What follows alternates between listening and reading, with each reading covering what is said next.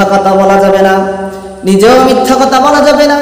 পরিবারের কেউ যদি মিথ্যা কথা বলে তাহলে তাকে জাহান্নামের ভয় দেখাইতে হবে, দ্বীনের তাগিদ দিতে হবে যে মিথ্যা কথা বলা যাবে না। হাদিসের মধ্যে আসছে মিথ্যা মানুষকে ধ্বংস করে আর সত্য মানুষকে মুক্তি দেয়। এক সাহাবী রাসূলুল্লাহ সাল্লাল্লাহু আলাইহি ওয়াসাল্লামের কাছে এসে বলছেন, ইয়া রাসূলুল্লাহ, ইয়া হাবিবাল্লাহ, আমাকে এমন একটি আমল শিখিয়ে দিন যে আমল করলে আমি আল্লাহর জান্নাত পর্যন্ত পৌঁছে যাব। রাসূল কারীম সাল্লাল্লাহু আলাইহি ওয়াসাল্লাম বললেন, তুমি মিথ্যা কথা ছেড়ে দাও, সত্য কথা বলো, তাহলেই তুমি আল্লাহর জান্নাত পর্যন্ত পৌঁছে যাবে। সুবহানাল্লাহ। মুহতারাম হাজিরিন, 2 নম্বর কারণ হচ্ছে নিয়ামতের না শুকরিয়া আদায় করা। নিয়ামতের শুকরিয়া আদায় না করা। আমাদের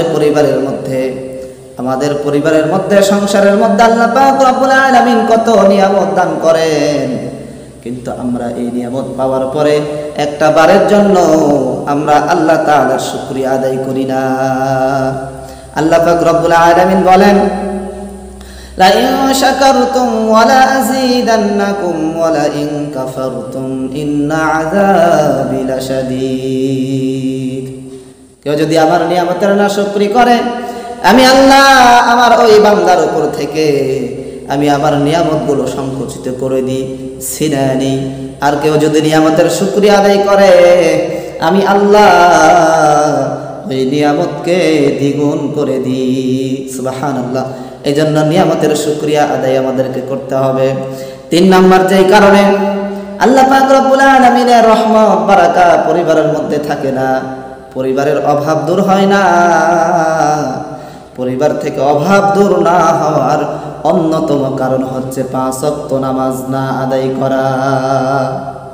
আমি নিজে নামাজ পড়তেছি, আমি হয়রান হয়ে যাচ্ছি, পেরেশান হয়ে যাচ্ছি, আমার পরিবার থেকে রহমত বরকত আসতেছে না, আমার পরিবারে অভাব দূর হচ্ছে না। আমি নিজে নামাজ পড়লাম, আমার স্ত্রী নামাজ পড়ে না, আমার সন্তান ছেলে মেয়ে নামাজ পড়ে না। আমি নিজে নামাজ পড়লাম, পেরেশান হয়ে যাচ্ছে, কিন্তু আমার পরিবার পরিজনদেরকে নামাজ পড়ে না, তারা নামাজের জন্য তাগিদও দেয় না। আল্লাহ পাক রব্বুল আলামিন কোরআনুল কারীমের ভিতরে বলেন, ওয়া'মুর আহলাকা বিস-সালাতি ওয়াসতাবির আলাইহা।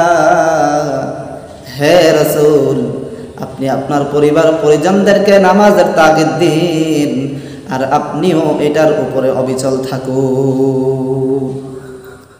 নামাজ আদায় করতে